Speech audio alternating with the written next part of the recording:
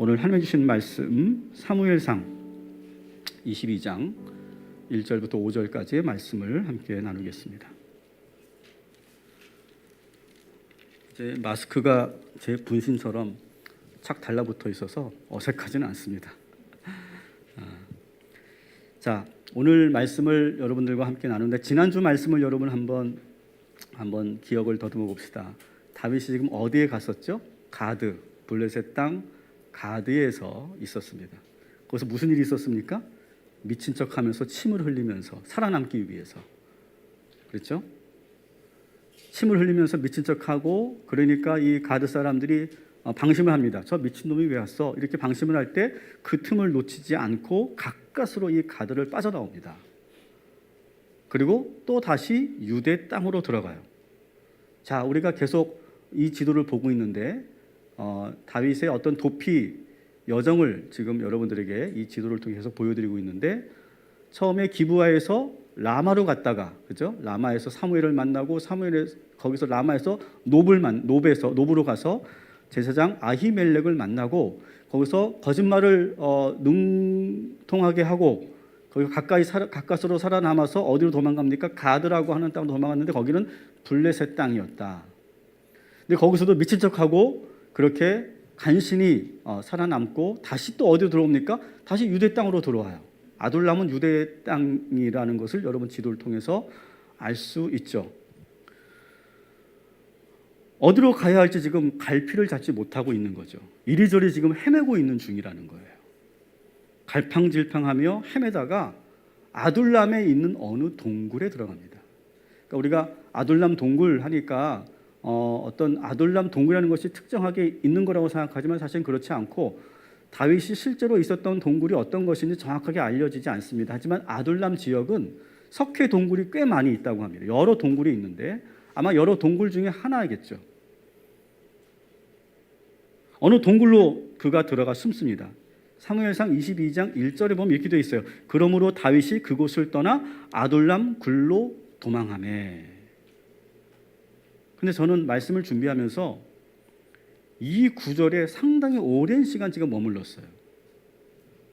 지금 다윗이 아둘람 동굴로 들어갔다.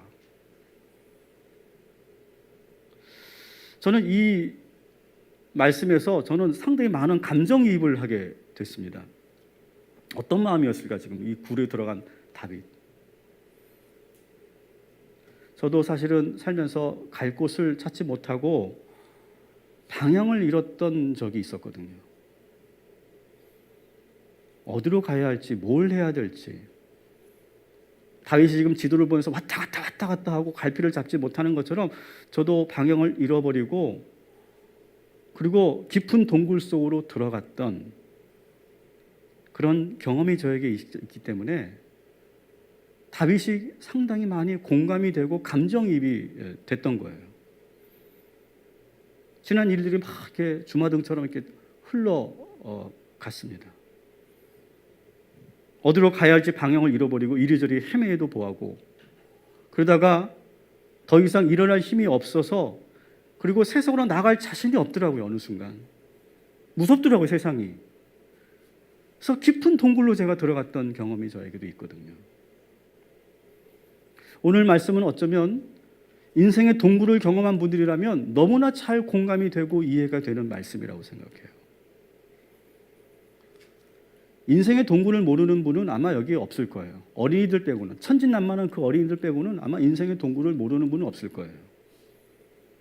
사춘기 아이들도 어느 순간부터 사춘기가 되면 자기의 방문을 땅 하고 걸어 잠그고 혼자 있지 않습니까? 동굴을 안다는 거죠. 이미 혼자 고민하고 혼자 아파하고 혼자 힘들어하는 그런 시간들을 사춘기 때부터 이미 경험을 하게 되는 거죠. 우리가 힘들 때, 어려울 때, 또 때로는 사람들로부터 깊은 상처를 받았을 때, 깊은 고민에 빠졌을 때, 아주 중요한 것을 내가 생각해야 할 때, 정리해야 될 때 우리는 동굴 속으로 들어갑니다. 누구나 그래서 한 번쯤은 이런 동굴을 경험하게 되죠. 제가 좋아하는 노래가 하나 있습니다. 비상이라고 하는 노래인데, 제가 말씀 속에서 제가 유행가를 불러서 죄송하지만 가사를 보면 아마 이해가 되실 거예요. 이런 가사입니다. 누구나 한 번쯤은 자기만의 세계로 빠져들게 되는 순간이 있지. 그렇지만 나는 제 자리로 오지 못했어. 되돌아 나오는 길을 모르니 너무 많은 생각과 너무 많은 걱정에 온통 내 자신을 가두어 두었지. 이젠 이런 내 모습 나조차 불안해 보여. 어디부터 시작할지 몰라서. 전 다 제 얘기 같더라고요. 다윗도 지금 어른이 되어 가고 있어요. 그리고 계속 보는 것처럼 왕의 수업을 받고 있습니다.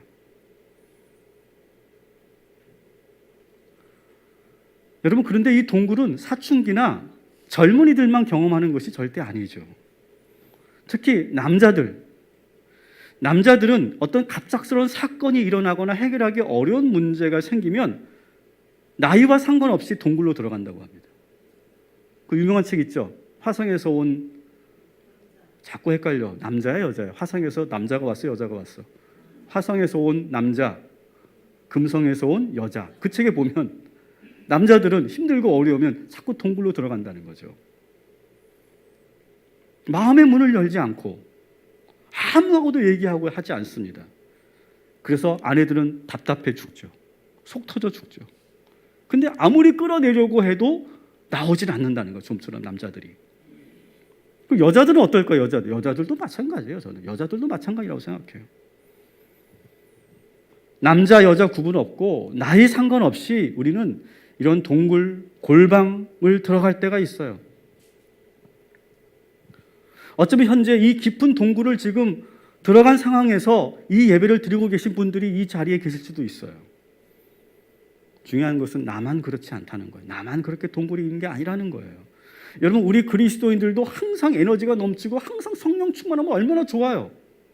근데 여러분, 우리도 실패하고 우리도 좌절하고 우리도 상처받습니다. 생각처럼 일이 잘 되지 않습니다. 올해는 더 일이 안 됐죠. 본의 아니게 인간관계도 참 힘들어집니다. 사람 만나는 것이 무서워집니다. 경제적으로도 어려워지고 건강이 안 좋아질 때 우리는 남자, 여자, 나이 상관없이 우리는 다 동굴 속에 들어가게 되죠. 우리도 다윗처럼 아둘람 동굴 속으로 들어가게 되는 거예요. 갈 곳이 없어요. 그래서 동굴로 들어간 거죠. 저는 이 짧은 이 구절이 너무나 막 감정이입이 되더라고요. 근데 여러분, 이 동굴이 무조건 나쁜 것은 아닙니다. 그 안에서 쉴 수가 있어요. 다윗은 지금 노출되어 있는 상황에서는 쉴 곳도 없었어요. 다리 쭉 펴고 한번 제대로 잠을 자본 적도 없었어요. 그러나 이렇게 동굴로 들어가니까 아무도 보이지 않으니까 아무도 볼 수 없으니까 거기서 쉴 수도 있고 안전하게 잠을 잘 수도 있었던 거예요. 혼자만의 그런 많은 생각들을 하면서 그 다음에 내가 무엇을 해야 될지 생각을 정리할 수 있는 그런 좋은 시간이기도 해요. 그렇지만 이 어두운 동굴 속에 있을 때 여러분 아시죠? 그 엄습해오는 어두움, 그 외로움 아마 여러분도 느끼셨을 거예요. 아무도 내 편이 없는 것 같아요. 아무도 날 기억하지 않는 것 같아요. 갈 곳도 없고 쉴 곳도 없어 혼자 흐느껴 우는 그런 밤을 여러분 아마 경험해 보셨을 거예요. 다윗이 이렇게 노래합니다. 시편 142편 4절에 다윗이 이렇게 노래하고 있습니다. 같이 읽습니다. 오른쪽을 살펴보소서. 나를 아는 이 없고 나의 피난처도 없고 내 영혼을 돌보는 이도 없나이다. 아멘. 사방을 둘러봐도 내 편이 아무도 없어요. 나를 아는 이도 없고 나를 찾는 이도 없고 피난처도 없고 내 영혼을 돌볼 지도자 하나 없는 그런 절박한 상황에서 다윗이 지금 아둘람 동굴 속에 들어가 있는 거죠. 일단은 내가 살아보려고 막 미친 척도 해보고 침도 흘려봤지만 혼자 있으면서 밀려오는 그 자괴감 아시죠? 그죠? 감정노동을 하시는 분들은 아실 거예요. 막 고객들에게 웃으면서 막 내가 친절하게 했지만 집에 들어오면 얼마나 그 자괴감이 큽니까?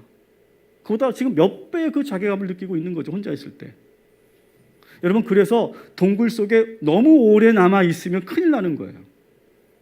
이렇게 동굴 속으로 들어갔다가 나오는 법을 잃어버리고 길을 잃어버려서 나오지 못하는 사람들이 얼마나 많이 있는지 몰라요. 특히 이 현대 사회에서.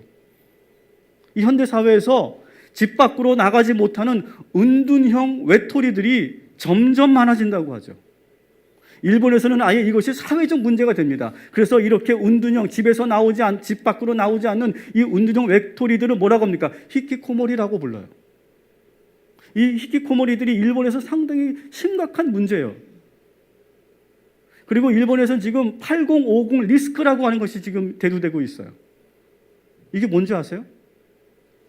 80대 노부모와 50대 자식이 함께 집에 있는 거예요. 여러분 50이 넘은 히키코모리가 집에 있다고 생각해 보세요. 그거를 지금 10년, 20년, 30년을 지금 이 노모가 보살피고 지켜보고 있다고 생각해 보세요. 얼마나 숨이 막힐까요? 근데 이 노모는 이제 살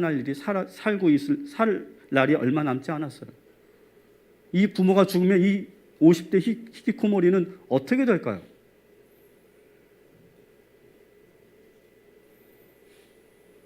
한국에도 이런 현상이 점점 심각해진다는 거죠. 은둔 청년만 지금 13만 명이래요. 13만 명. 어제 신문을 제가 보고 온 거예요. 13만 명. 더 심각한 것은 뭐냐? 이런 히키코모리 현상이 우리 사회에서 전 연령층으로 확대된대요. 심지어 어린이, 아까 제가 말씀드렸던 천진난만하다고 생각했던 그 어린이들조차도 히키코모리 현상이 나타나고 있고, 청년은 말할 것도 없고 중장년은 말할 것도 없고 노년도 말할 것도 없다는 거예요. 전 연령에서 이런 현상들이 지금 나타나고 있다는 거예요. 다윗도 지금 동굴 속에서 나오지 못하고 은둔형 외톨이가 될 지경에 있어요. 그런데 극적으로 다윗이 이 아둘람 동굴에서 나오게 됩니다. 어떻게 나오게 되었는가? 따라합시다. 하나님께서 나오게 하셨습니다. 하나님께서 나오게 하셨어요. 물론 우리가 지난주에 말씀드린 것처럼 다윗의 이 왕의 수업 이야기에서는 하나님께서 직접 말씀하시거나 하나님께 역사하시는 그런 대목은 없어요. 근데 뒤에서 모든 것을 누가 하십니까? 하나님이 하고 계세요. 여러분 지금도 우리 하나님께서 우리 뒤에서 우리의 삶을 지키시고 인도하시고 함께하여 주시는 줄 믿습니다. 여러분이 느끼지 못한다 할지라도 하나님께서 늘 여러분과 함께하고 계세요. 오늘 말씀에도 하나님은 나오지 않지만 하나님께서 어떻게 이 다윗이 이 아둘람 동굴에서 나오게 되었는지 그 과정들을 소개하고 있습니다.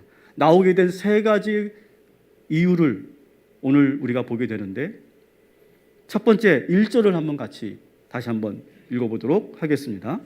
그러므로 다윗이 그곳을 떠나 아둘람 굴로 도망하매 그의 형제와 아버지의 온 집이 듣고 그리로 내려가서 그에게 이르렀고. 아멘.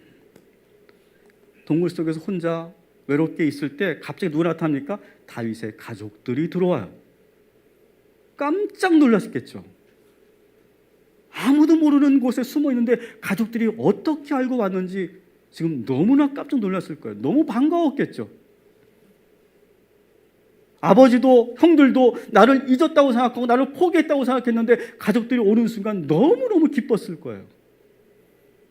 지금 사울이 극도로 흥분해 있기 때문에 가족들이 지금 위험을 피해서 지금 다윗에게 찾아온 것이죠. 다윗은요, 가족을 보고 정신이 번쩍 나는 거예요. 지금 어떻게든 우리 가족을 보호해야 되겠다, 우리 아버지 어머니를 내가 보호해야 되겠다는 생각이 드는 거예요. 그래서 가족을 이끌고 어디로 가느냐? 모압 땅으로 갑니다. 모압 땅. 우리 3절 4절 같이 읽겠습니다. 다윗이 거기서 모압 미스베로 와서 모압 왕에게 이르되 하나님이 나를 위하여 어떻게 하실지를 내가 알기까지 나의 부모가 나와서 당신들과 함께 있게 하기를 청하나이다 하고 부모를 인도하여 모압 왕 앞에 나아갔더니 그들은 다윗이 요새에 있을 동안에 모압 왕과 함께 있었더라. 아멘. 모압으로 갔구나. 여러분 이렇게 생각하죠. 이건 지도를 봐야 돼. 그러면 이게 어떤 일인지 아실 거예요. 자, 아둘람에서 모압은 어디예요? 유대 땅을 관통하는 거예요. 가장 먼 길이고요. 자칫 잘못하면 노출 위험이 있는 여정이에요. 근데 이 위험한 무리수를 두는 이유가 뭐라고요? 가족을 지키기 위해서. 바로 옆에 있는 가드로 못 가잖아 이미. 그러니까 지금 아둘람에서 가족들을 이끌고 모압으로 미스베라고 하는 곳으로 갑니다. 거기서 모압 왕에게 간곡하게 요청합니다. 우리 가족들을 좀 지켜주십시오. 잠깐만 머물게 해주십시오. 아마 여기서 다윗은 처음으로 왕에게 고개 숙였을 거예요. 잘 부탁합니다. 잘 부탁합니다. 왜? 가족을 위해서. 지금 가족이 아니면 사실은 다윗은 이 아둘람 동굴에 더 있고 싶었을 거예요. 근데 지금 가족이 오기 때문에 지금 이 동굴을 나올 수밖에 없었어요. 하나님께서 직접 다윗에게 너 빨리 동굴에서 나와! 이렇게 말씀하시지 않았지만 하나님께서는 그 가족들을 들여보내셔서 동굴에서 이 다윗이 나오게 하신 거예요. 따라합시다. 하나님께서 우리들에게 가족을 주셨습니다. 가족은 우리의 힘의 원천입니다. 여러분 동의하시면 아멘 하시기 바랍니다. 여러분 다윗이 가족을 보고 힘이 났던 것처럼 그 동굴에서 나왔던 것처럼 우리도 가족을 보고 오늘 이 시간 힘내시기를 주님의 이름으로 축복합니다. 아마 우리 가장들이 더 이 말씀을 공감하실 거라고 생각해요. 우리 가장들은 힘들고 어려워도 더럽고 치사해도 또 회사에 갑니다. 왜? 가족들을 위해서. 우리 가족을 지키기 위해서 가는 거예요. 더럽고 치사해도. 아내들은요. 아내들은 지금 힘이 없고 우울하고 답답해도 아이들을 위해서 아침에 일어나서 아침밥을 합니다. 왜? 가족들을 위해서. 우리 아이들을 위해서. 우리 자녀들도 아버지 어머니가 걱정하실까 봐 일어나는 거예요. 학교 가는 겁니다. 여러분 이게 가족이죠. 이게 가족인 거예요. 그래서 하나님께서 우리에게 가족을 주신 것이죠. 우리는 이런 가족이 되어야 할 줄 믿습니다. 근데 어떤 가족들은 서로가 서로를 막 끌어내리는 가족이 있어요. 더 힘 빠지게 하는 가족이 있고 더 마음의 문을 닫게 만드는 가족이 있다는 거죠. 하나님이 우리에게 가족을 주신 줄 믿습니다. 여러분 가족을 위해 오늘도 힘내시고 서로가 서로에게 힘을 북돋아 주시고 그리고 우리가 하나가 되는 저와 여러분이 되기를 주님의 이름으로 축복합니다. 하나님께서 가족을 통해 다윗을 동굴에서 밀어내시는 거예요. 두 번째 2절을 한번 같이 읽겠습니다. 환난당한 모든 자와 빚진 모든 자와 마음이 원통한 자가 다 그에게로 모였고 그는 그들의 우두머리가 되었는데 그와 함께한 자 400명 가량이었더라. 아멘. 다윗은 인생의 맨 밑바닥에서 누구를 만났다고요? 제가 지난주에 말씀드렸죠. 맨 밑바닥에 누구를 만나니까 진짜 백성을 만나요. 자기와 똑같은 처지의 진짜 백성들, 환난 당한 자, 빚진 자, 마음이 원통한 진짜 백성들을 그가 만납니다. 그가 만일 궁에만 있었다면 이런 사람들을 만나지 않았겠죠. 만날 수가 없죠. 정치인들이 자꾸 엘리트 코스만 밟으면 옥탑방이 뭔지도 모르고 버스 요금이 얼마인지도 모르는 것처럼. 그런데 하나님께서 다윗을 왕으로 세우니까 삼기 위해서 밑바닥으로 가게 하셨고 거기서 진짜 백성을 만나게 하신 거죠. 그래야 왕이 되기 때문에 그렇죠. 여러분 우리도 살면서 우리가 이런 시련을 통해 우리는 많은 것을 보게 되고 경험하게 되죠. 우리는 이런 시련 속에서 많은 사람들을 만나게 됩니다. 의외의 사람들을.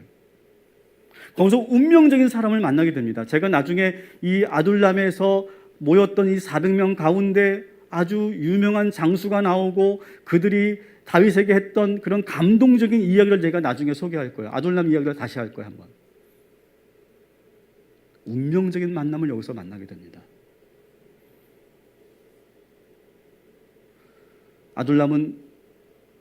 다윗은 아둘람 동굴에 모여있는 400명의 백성을 통해 인생의 전환점이 돼요. 완전히 바뀌게 됩니다. 이제부터는 그저 사울이 무서워서 도망치는 어린 소년이 아니라 이제 새로운 나라를 세우기 위한 동지들을 얻게 된 거예요. 그리고 이제는 다윗 한 개인이 아니라 그 400명을 대표하는 뭐가 된 겁니까? 따라합시다. 우두머리. 오늘 2절에 그렇게 되어 있잖아요. 우두머리가 되었다고. 지도자가 되는 거예요. 지도자가. 비록 아직은 수가 적고 세상 기준으로 보면 부족한 사람들이지만 동굴에 나와야 할 두 번째 이유가 생긴 거예요. 하나님은 400명의 백성들을 통해 다윗에게 비전을 주시고 거룩한 책임감을 주셔요.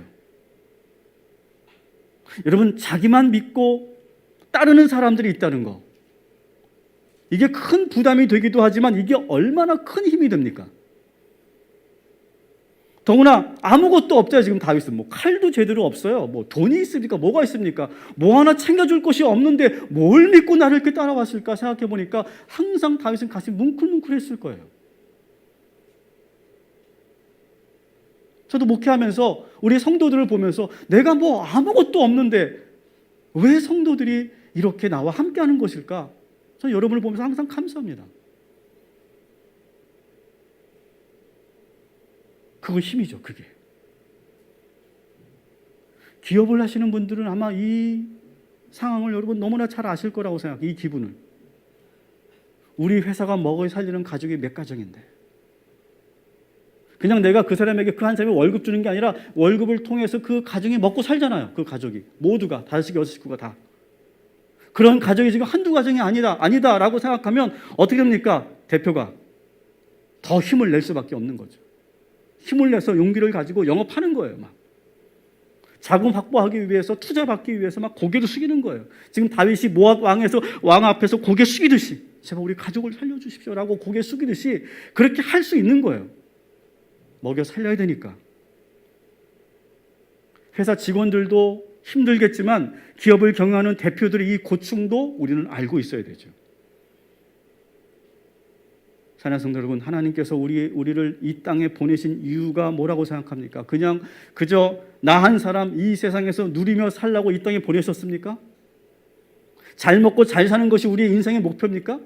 그저 자아 실현이 우리의 인생의 전부입니까? 하나님께서는 우리들에게 거룩한 사명을 주신 줄 믿습니다. 우리는 하나님 나라를 위해 이 땅에 보내진 줄 믿습니다. 온 세상에 복음을 전하라고 우리를 보내신 줄 믿습니다. 우리가 살고 있는 이 도시를 복음으로 품으라고 우리를 그 많은 교회 중에서 동탄 꿈의 교회로 보내주신 줄 믿습니다. 다윗처럼 소외된 사람들을 섬기라고 우리들에게 물질도 주시고 시간도 주시고 건강도 주신 줄 믿습니다. 여러분, 모든 것이 다 갖춰져 있는 한강이 내려다 보이는 그 전망 좋은 그 수십억 되는 아파트에서 살면서 왜 우울할까요? 왜 슬프고 왜 허무함을 느낄까요? 왜 죽고 싶은 생각이 들까요? 다 이루고 더 바랄 것이 없어요. 그러면서 그런 허무함이 밀려오는 거예요. 그리고 또 자기 문제에만 매몰되기 때문에 그렇게 갑자기 우울해지고 죽고 싶은 생각이 드는 거죠. 여러분, 그러나 우리는 아직도 해야 할 일이 많이 있는 줄 믿습니다.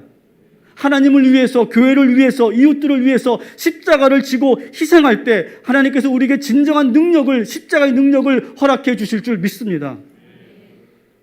저는 우리 교회가 2021년도에 이 도시를 좀 벗어났으면 좋겠어요. 정말 그래서 어렵고 소외된 이웃들이 있는 곳을 우리가 나갔으면 좋겠어요. 우리 이승 권사님이 오늘도 기도하면서 이 코로나를 핑계 삼지 않았는지, 내 자신을 기만하지 않았는지 회개하는 기도를 하셨죠. 코로나 때문에 우리가 하지 못했던 이웃사랑과 이 선한 사마리아 운동을 펼치는 우리 교회가 되기를 축복합니다. 전 그게 축복이라고 생각해요. 그때 하나님께서 우리들에게 더 큰 은혜를 주시고 힘을 주시고 능력도 주시고 우리가 살 이유도 주시고 우리가 왜 돈을 벌어야 하는지 그 이유도 우리에게 주실 줄 믿습니다. 우리는 그래야 돼요. 그래야 돼요. 다윗이 동굴에서 나올 수 있었던 두 번째 이유죠. 마지막 세 번째 이유를 한번 보겠습니다. 5절 같이 읽습니다. 선지자 갓이 다윗에게 이르되 너는 이 요새에 있지 말고 떠나 유다 땅으로 들어가라. 다윗이 떠나 헤레스 이르니라. 아멘. 선지자 갓이 등장합니다. 그리고 다윗에게 명령합니다. 아주 강하게 명령해요. 이것은 히브리어 원문으로 보면 어조가 이렇습니다. 이 동굴에서 숨어 있지만 말고 유대 땅으로 와라. 아주 강한 어조로 명령합니다. 자꾸 도망치려고만 하지 말라는 거예요. 자꾸만 이방 지역으로 맴돌지 말라는 거예요. 블레셋 갔다가 모압 갔다가 그러지 말라는 거예요. 하나님이 통치하시는 땅, 그 유대 땅으로 들어와서 주님을 의지하라는 거예요. 네가 지금 의지할 것은 블레셋도 아니고 모압도 아니고 오직 하나님이시라는 거예요. 따라합시다. 하나님이 계신 곳이 가장 안전한 곳입니다. 여러분 믿으시기 바랍니다. 가장 안전한 곳은 하나님이 계신 곳이에요.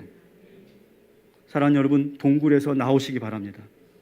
마음의 동굴에서 이제 나오시기 바랍니다.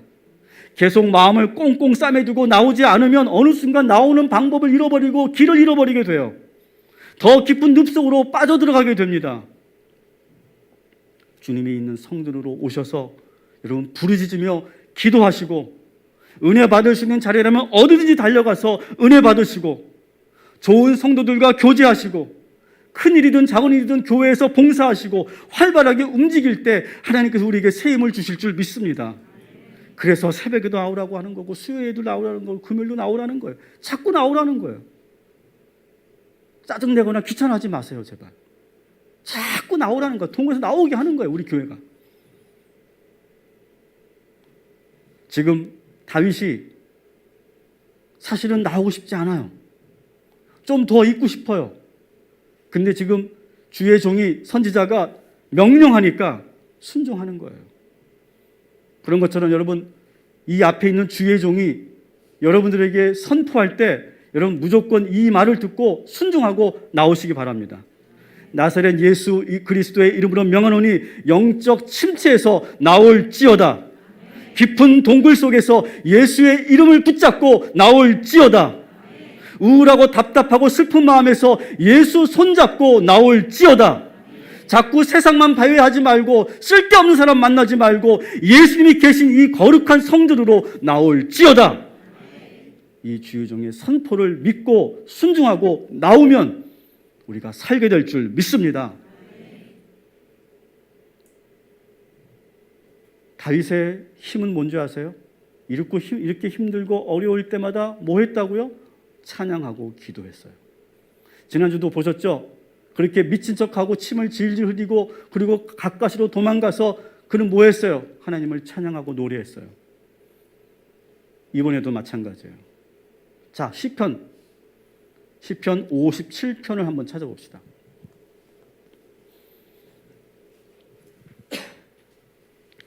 시편 57편을 찾아서 표시해 놓으시고 또 한 군데 찾습니다. 시편 142편을 찾아봅시다.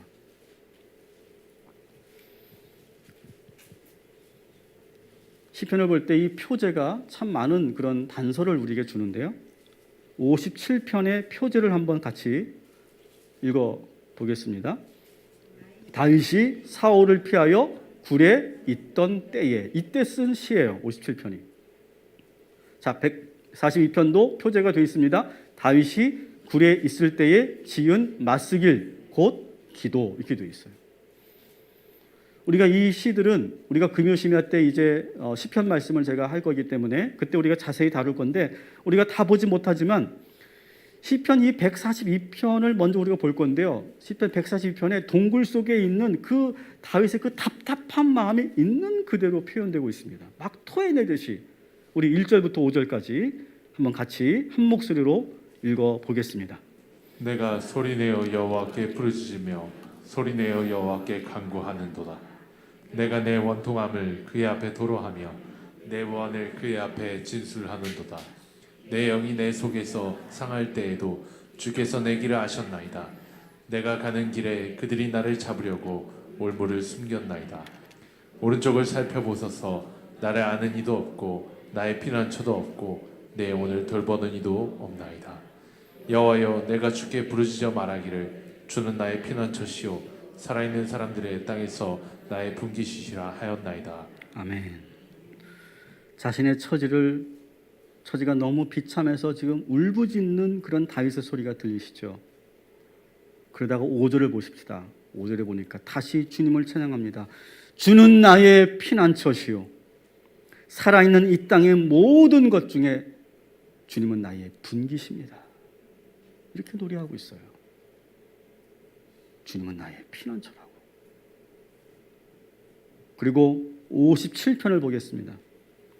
이 57편은 아마 이런 내용인 것 같아요. 하나님께서 지금 세 가지 가족을 들여보내시고 400명의 그 백성들을 보내시고 또 선지자 갓을 만나게 하시고 나서 어디로 가야 할지 혼란 속에 있었던 다윗이 마음을 탁 잡는 그런 장면입니다. 57편 7절 같이 읽겠습니다. 하나님이여 내 마음이 확정되었고 내 마음이 확정되었사오니 내가 노래하고 내가 찬송하리이다. 아멘. 따라합시다. 내 마음이 확정되고 확정되었사오니. 아멘. 여러분, 오늘 하나님께서 여러분들을 끄집어 내시고 계심을 믿으시기 바랍니다. 아무리 힘들고 어려워도 다윗처럼 동굴에서 큰 소리로 지금처럼 찬양하고 기도하시기 바랍니다. 여러분, 찬양과 기도에는 이런 능력이 있는 줄 믿습니다. 오늘 이 시간 저와 여러분이 찬양하고 기도할 건데 하나님께서 우리들에게 새 힘을 주실 줄 믿습니다. 내 마음이 확정되고 확정되는 믿음을 주실 줄 믿습니다. 우리의 흔들리는 이 마음을 꽉 붙잡아 주실 줄 믿습니다.